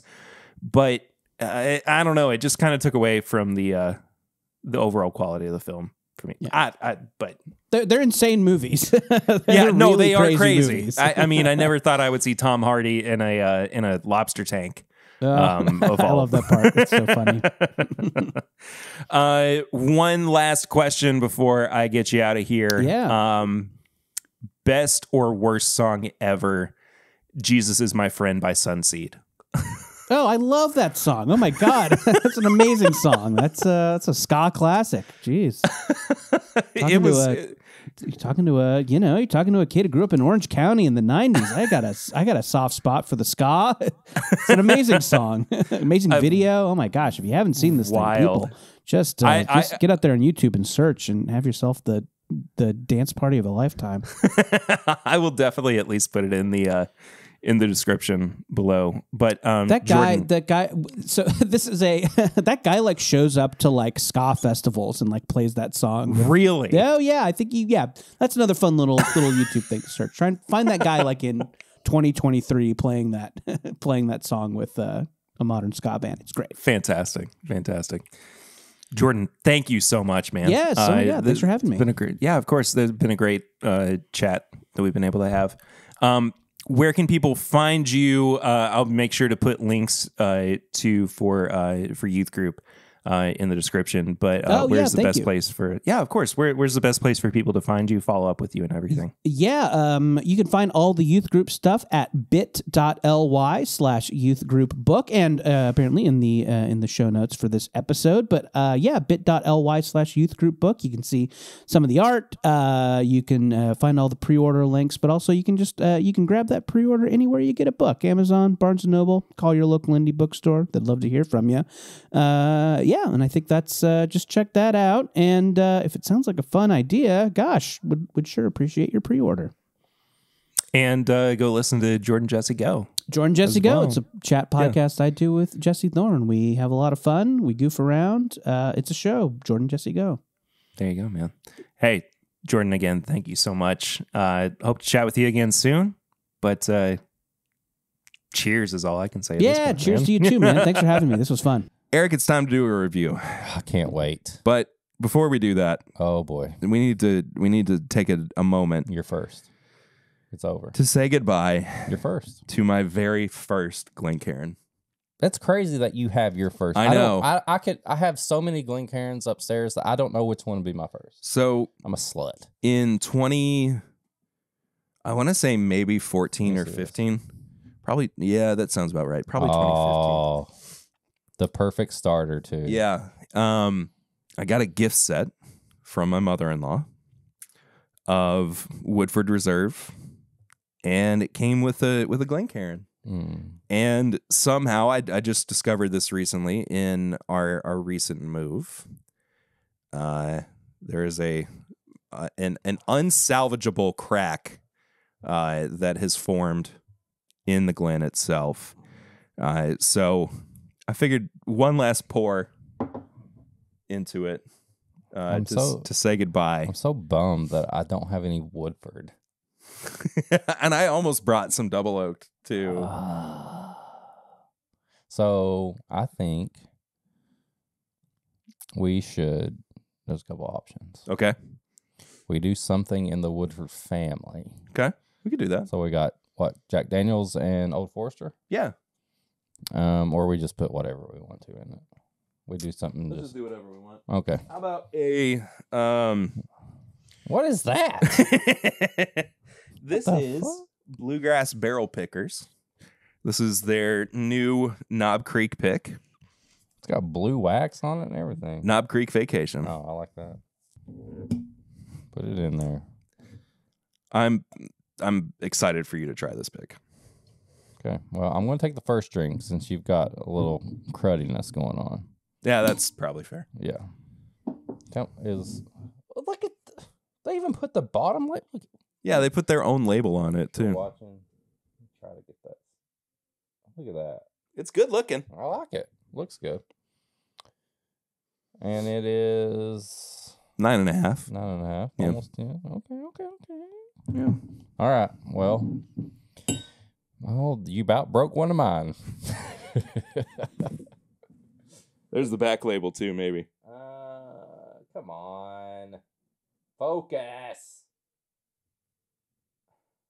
There it is. Made it. It's good. It's a good sticker. That's a good pick. It smells like classic Knob Creek. Yeah. For 9.5 years old, I think it's pretty. I'm gonna twirl it on the crack too, just to see what we have. I'm gonna drink it right on the crack. Okay. It smells very. What am I trying to say? It's kind of like it's like apple and peanut butter. Yeah. Kind of apple peanut butter. Yeah. Green apple slices dipped in peanut butter. Yeah. That's a Knob Creek pick, and it's very appley. It's very appley on the palate. Well, goodbye, old friend. We're gonna throw it against the wall at the end. Just smash it on the ground. I'll clean it up. We could let Eli do batting practice with it. Oh no! That would be so much film a fun. video of you hitting it, and I'll clean it up. Are you serious? Yeah. You can smash. I'll film it, and you. Okay. It'll just fly into that. I'll clean up that glass. Okay. All right. There we go. It's been settled. We just can't tell April. She'll kill me. She'll hear it. I'll make some noises or something like. It'll sound like a glass shattering. We'll just say, "Hey, it was AI." But we're gonna put the video out, aren't we? Yeah. She'll see it.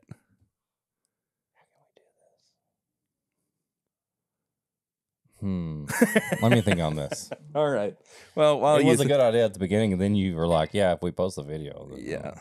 While you think on it, we are finally going to review 2XO Gem of Kentucky. This is single barrel 52, 104 proof.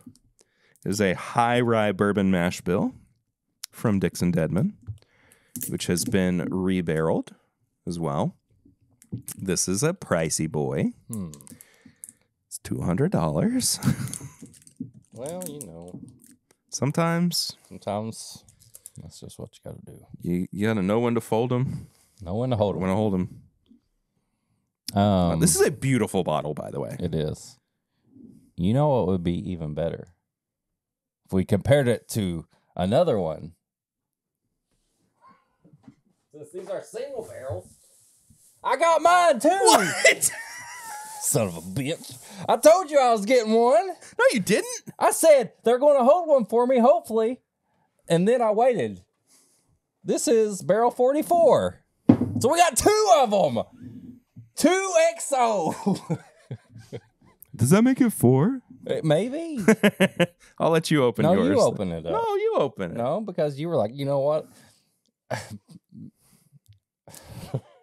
My favorite Perry if you've listened to the pregame chats, I'm not going too much away, but Perry got very confident in the week. I didn't And realize. I was like, we should do this because I was going to bring it to the table. And he was like, he didn't say anything. They just put a picture of the bottle he bought. And then I was like, oh, you got it. And I was going to act like, I was like, I know I'm getting this. I was going to surprise him. And then he got this one.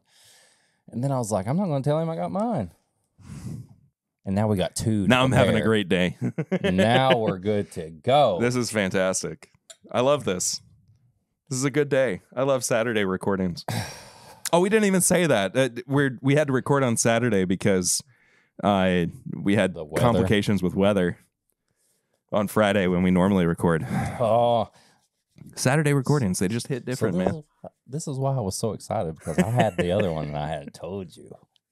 So now we can compare two of them. And to think that when I said anything else, your response was Bud Light? Yeah, I was trying to throw you off. And sure enough, what did I bring? Bud Light. Bud Light, and you can hear that on the pregame chats. All right. All right.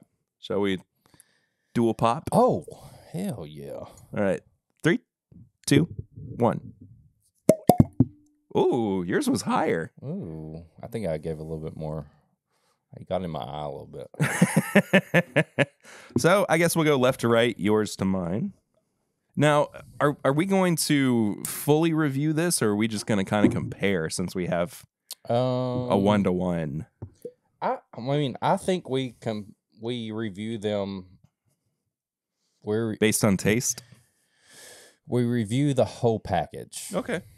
We review this as this brand, this offering. We don't have to say, well, the first one, this barrel is this good. I think we look at it as a combination of the two. And like I said, we have barrel 44 and barrel 52. 44 and 52 right here.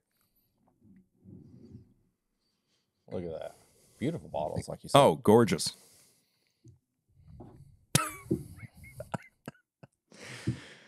I love it when a plan comes together, even if you don't realize you're part of it. When you sent me the picture, I was like, well, part of me was like, please don't let it be. I was going to buy it anyway, but I was like, please let it be a different barrel. Please let it be a different barrel. And sure enough, it was. So it's got a great color to it. I mean, it's dark. Nice rich amber honey. Hello. Okay. Hello. My anxiety is already setting in because I know how much these are. Yeah. But I want more. When you... Oh, snap. Oh. Completely different. Yours is a little greener. Mine smells more like a single barrel rye. Yeah. Yours smells more like a single barrel wheated bourbon. Yeah. Even though they're both high rye bourbon. Yeah, mine is very rye. Yours Dadgum, dude. I think off the nose right now, I like the smell of mine better. I would prefer yours over. I would prefer, yeah, for sure. Like, it's kind of like a mood thing. Like, if I was in the mood for a rye, it's almost like a... Yours is definitely smell like a wheated bourbon. You know what's funny? Okay, where I'm going with this at the moment, yours feels more like it's curated for a restaurant.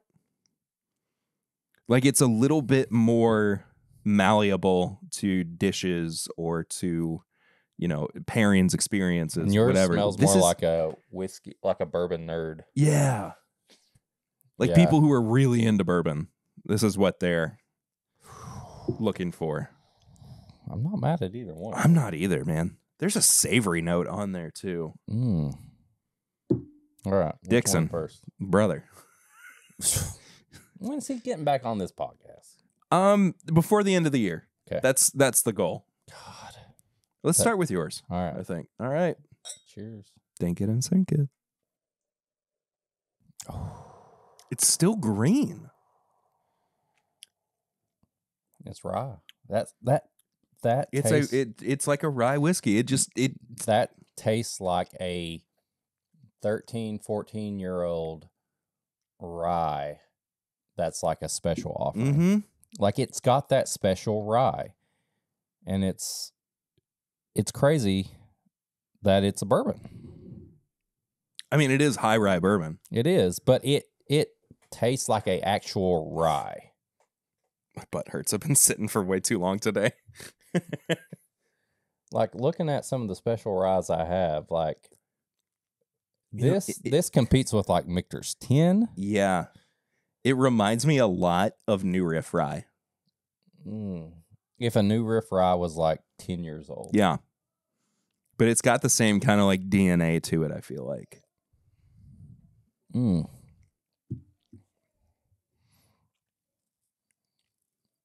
Oh, yeah. Oh, it's toasted too. I know it's double barreled, but like you get like a toast. Yeah. That toast. That. Oh my God! I wish that. I wish that. You okay? No, I wish that we were like we didn't have any responsibility at all for the rest of the day. I know. We could have just stayed down here. And, well, I mean, Because don't. But part of me. Lucy and Eden aren't at home. Well, yeah, we gotta get you home. Well, yeah, that's true. Part of me You wants come over?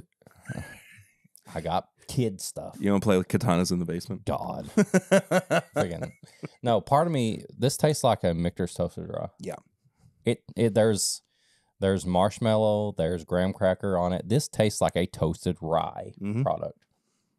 And like I've got some that's what I was saying. I got some over there and I was like, we could compare it, but like those are just as much proof of these. Yep. All right. Rinse the palate. Yeah, I'm feeling that. Yeah, that tastes like a Michter's toasted rye. All right. And this was 52, barrel 52. Do we know how many of these he did? I don't know. I mean, but that smells like WLW. it really does. It's crazy. It's so intensely barrel and char heavy, which I'm not mad about by any means. What's proprietary mean? Like it's his own. So he did these mash bills? Mm-hmm. This is Dixon's whiskey. Freaking genius. This smells like a wheated bourbon. This smells like a WLW to me. Okay, let's go in. It's crazy that there's like toasted coconut on there too. Yo. That's a happy place. That's special. That's special. That is that's a strawberry biscuit on Christmas. It's like a little bit of peppermint, but you're eating a strawberry biscuit. It's still blown my mind that that's not a wheated bourbon. Yeah. It's butter and icing. Mm-hmm. That strawberry is so prominent. Mm-hmm. But there's this like underlying spice to it. That's peppermint. I get a peppermint spice.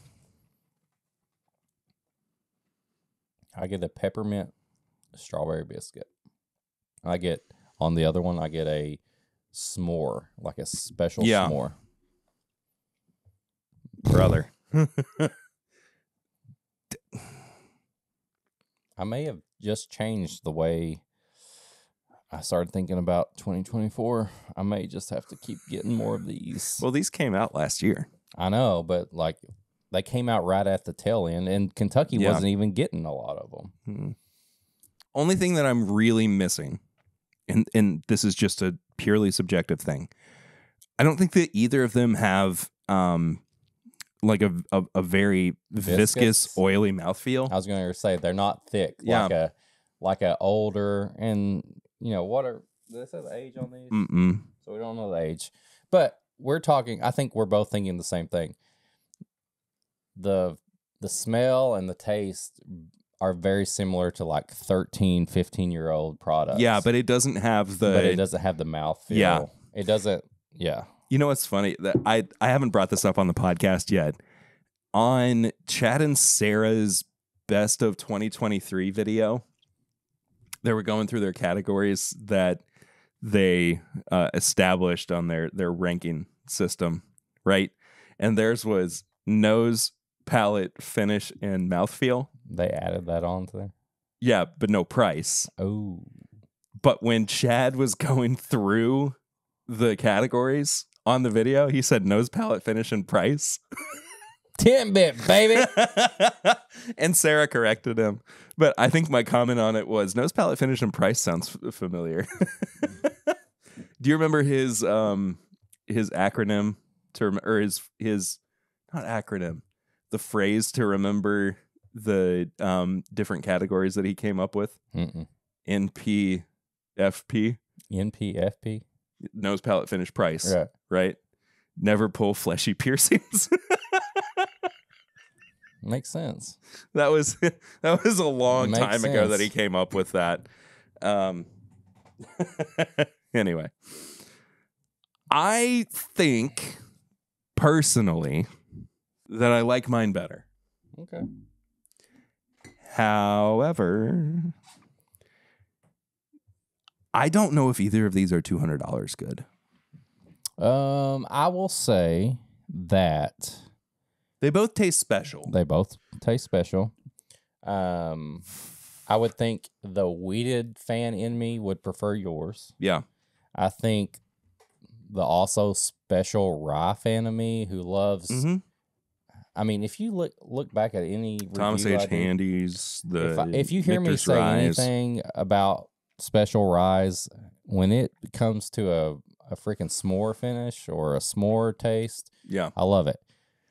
It's almost like they are in line with, a whole collection of stuff. Mm-hmm. Which they are. I mean, they are single barrels of the same line. And I think both of us, knowing Dixon, he would want us to say what we think. And I would say, I'm not going to harp on the price. $200 is a lot of money. I mean, I got mine for $190 because a little discount. No, I paid $200. Yeah, well, either way, it's $190, $200. It's all the same. Yep. Yeah, that's expensive. I think if I saw these about $125 to $135, yeah, I would be on my phone right now, messaging people to be like, I want more. Look out for them. Don't give me 52. Don't give me 44. Or 44. I want another one. I Yeah. would collect like a whole lineup of these. This is your new Willet single barrel. Isn't it? It is. Now, this is very likely going to be the only bottle that I get of this.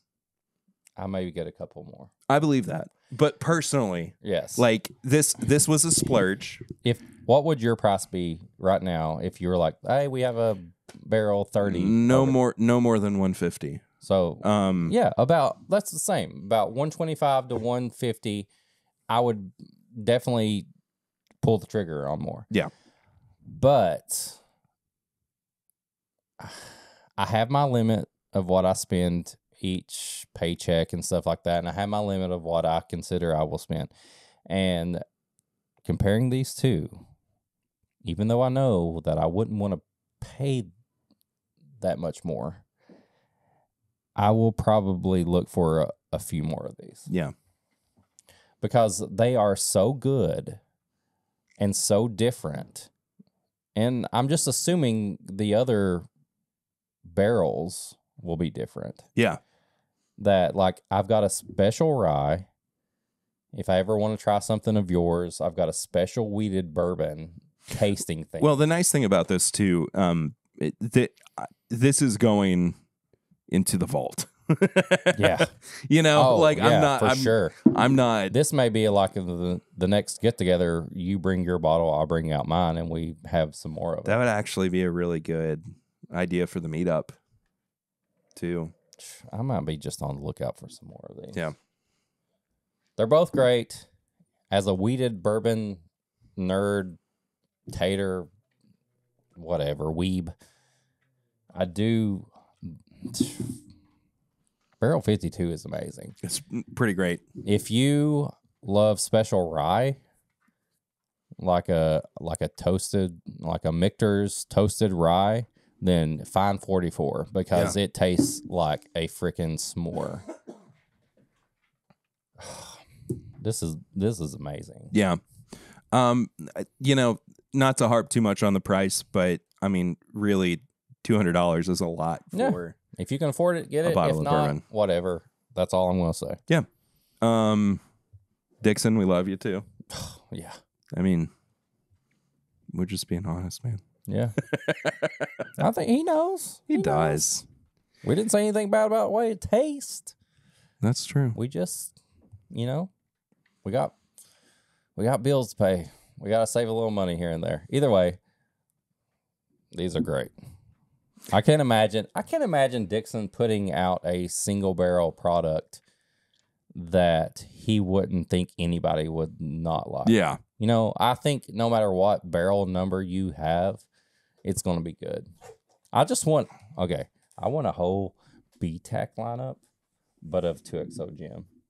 Ooh. We got the rye, we got the wheated. We need like a hardcore, like GTS. High rye bourbon. Yeah, we need like a lower, I know they're all the same proof, but we need something that tastes like it's a little lower proof and a little older. For sure. I would love that. I thought it would be fun. You know what else is fun? What? Barrel rings. Give it to me. We got 2 barrel rings this week. This is the segment where you can call in or text in, and we will listen to or read it out on the show. That number, though, that you can communicate with is 859-428-8253. Sorry. 859-428-8253. We are more than happy to... I don't know where that sentence was going. Here's Bill. Of course it is. What's going on, boys? It's Bill. I'm back. I did this one a little bit earlier, so there wasn't any, worry that I wasn't living up to my expectations or your expectations of me, Eric. Anyway, so I was thinking about this. Eric actually really likes me, and I now know why. It's because my name is Bill, and he is a Bills fan. Go Bills. And every time he yells, "Go Bills!" I think he's cheering me on, which is really kind of nice and sweet and endearing, and I really appreciate it. Every time he yells out, "Buffalo!" I think of chicken wings. So, okay. Weird. Let's Anyway, so here is Bill's Brainbuster of the week. This one's a little weird, right? So, have you ever taken a piece of bread and stuck it into a container with cookies? The hard cookies get soft, and the soft bread gets hard. Why is that? So weird. But hey, in case you didn't know that trick, now you know. All right, boys. Talk to you later. Peace out! That's the wild. How would he ever know to do that? Why are we Martha Stewart friggin' why are hack we putting is bread? this? Why are we putting bread? I guess to make your hard cookies soft. But why would you ever know that? I don't know.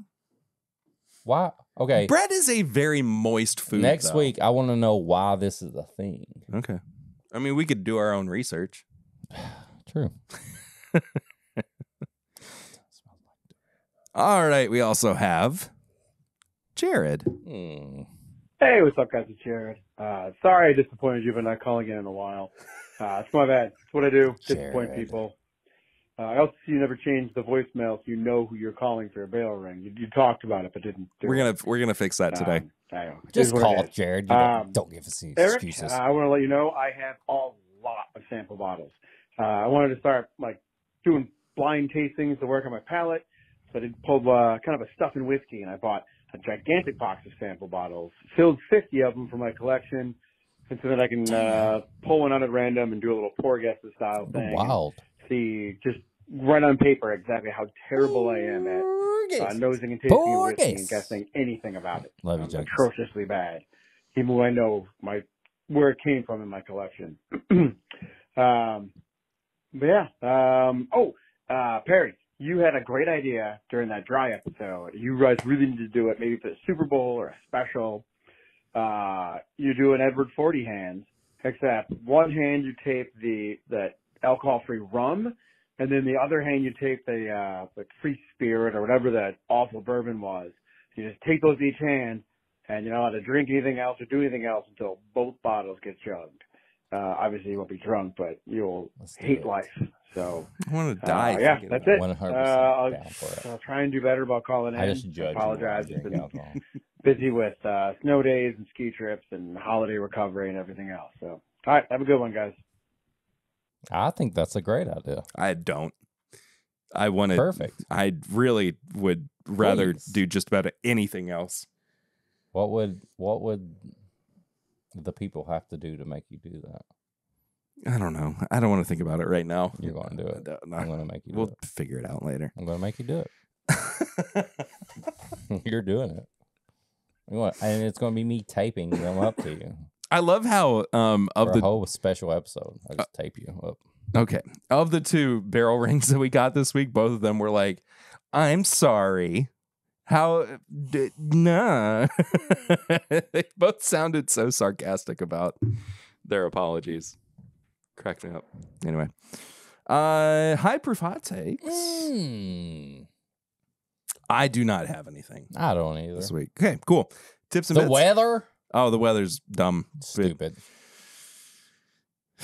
Tips and bits? Tips and bits. Let's do it. What do you want to recommend this week? This is if we've been watching, reading, listening to, or just enjoying in general anything, we recommend it to you. I will say that these bottles are great. Lil Dicky just released yesterday Peanut, which is like Zenith, but Peanut. No, like penis, but with a lisp. Right, but zenith is like a word that means reaching your peak. Right. Right. Yes. So he's reached the peak of his penis. Yeah. But also, if you try to say penis with a lisp, it's penis. So it's got two meanings. Yes. Cool. Exactly. He just released that, and it's a mixture of some original songs and basically the soundtrack of the last 3 seasons of Dave. Nice. So if you love Dave, you're going to hear all those songs, and you're going to get some new stuff. I listened to it today when I ran. So good. I love Lil Dicky. I think he just, it's like a mix of just, who's crying upstairs? That sounds like an actual baby. I think Dash is just being funny on his stream. Okay. But it's just good. He's live streaming? He streams with his friends. Him and his friends from England. Oh, right. It's so good. I love it. I ran to it today. He just put out a new video for one of the original songs called Ha Ha Ha. And it's a great video too. So I recommend Lil Dicky, Peanut, and also watch the video for Ha Ha Ha. I just love it. I think he's great. I'm going to follow up on something that I recommended a few weeks ago at this point, which was Watcher. Ooh. On YouTube. I've been watching through a bunch of their other series as well. One of them that I think you would really enjoy if you enjoyed this show is Too Many Spirits, Ooh. where they drink too many spirits and they read spooky stories.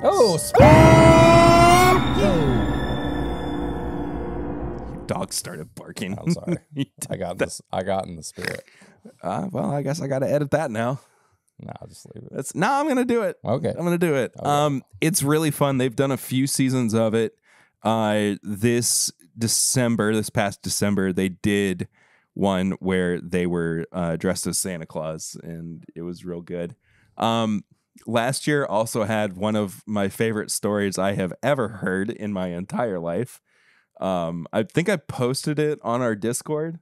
But the whole series is really fun and funny, and I highly recommend doing that, which is watching through those.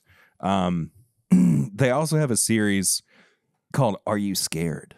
Am I? I don't know. Are you? I don't know. All right. Where they also read scary stories. But they dissect them too, and it's just fun. I think sounds fun. They're two guys who used to work at BuzzFeed.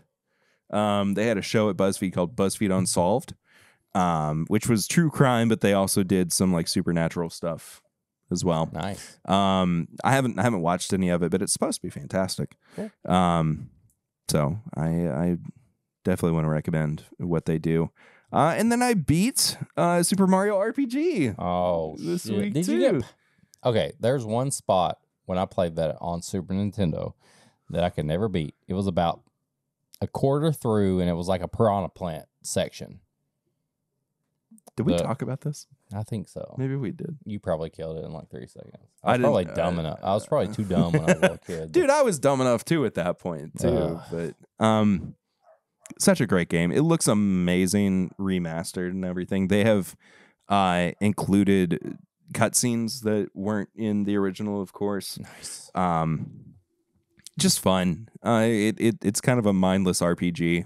I don't know if people listening are fans of role-playing games or not. Compare it to Final Fantasy. Not less thinking. Oh, definitely. Same kind of like equipment and combat system for sure. Smaller graphics.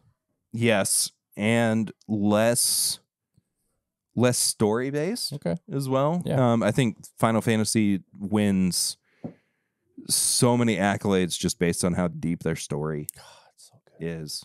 I haven't played a Final Fantasy in years. You got but now that you have the PlayStation 4, you got to play the one before the current one. Well, I want to go back and just play the older ones as well. Yeah, play them too. I remember there was one that was on the Super Nintendo that I kept trying to play 3? when I was, I think so. Mm-hmm. And I was just not good at it Well, at that point. you'll be all right. So anyway, You'll be all right. that's a show. That is a show. I was getting ready to. Did you swallow some spit Yeah, there? I did. I'm leaving this in, by the way. Okay, but also you can go to patreon.com/mybourbonpodcast for as little as $1 a month, like we said earlier. But at $5, you can get all the bonus stuff. We talk about where are they at? Where did I put that glass? I don't know. Show them the glass. That one. It's on the Patreon content. You can get all the bonus episodes, Pours from the Floor, Sampling Irresistible, Pop Chicken Wow Wow, and this episode uncut. Go to patreon.com/mybourbonpodcast for $5. You get all that stuff. Also, we are going to have some big announcements coming up on the Patreon soon. Just first in the know. Yeah, I suppose. you just want to know. But if you want to send us, aka Perry, an email, you can send an email to thisismybourbonshop@gmail.com. If you want to know where to send stuff, you want to ask a question, something personal that you may not want, like in the Discord that you can get on patreon.com, send it to that. If you want to get some merch, bourbonshop.threadless.com. Perry puts all the stuff up. There's random sales and all that. You can get that there. If you want to follow us on all social media, you can follow this guy personally, P. Ritter 1792. You can follow me at Whiskey Mutant, and you can follow the show as a whole at My Bourbon Pod. We post weekly episode updates. I do pairings. Perry will do really good like pictures and stuff when he posts on his stuff. And thanks. That's what you do. Well, no, I appreciate it. They're better than my pictures. I'm just saying. I went to art school. I know. If you want to send the barrel rings like you heard before, you can text it. You can send a voicemail. You'll be on the show. 859-428-8253. Just do that. And then like, comment, subscribe. You can get this episode videoed if you like to see the video version. It's on youtube.com. Perry goes live every Thursday for TIMBP Live. It's true, I do. Gotta get on that. Whenever, dude. The invitation's I open. know, but my family doesn't understand it. Other than that, just support the show, like, comment, tell people about us. Everything that you can do to share the show, just do it. I don't know anything else to say about it. I don't either. Other than thank you. Thank you. We appreciate it. Thank you to Jordan as well for hanging out with me for this episode. Jordan. Check out everything that Jordan does as well. Oh. He's wonderful. Blend these two. I did that already, and it's gone now. See y'all next week. Until then, I'm Perry. What did you think about it? Yeah, it was all right.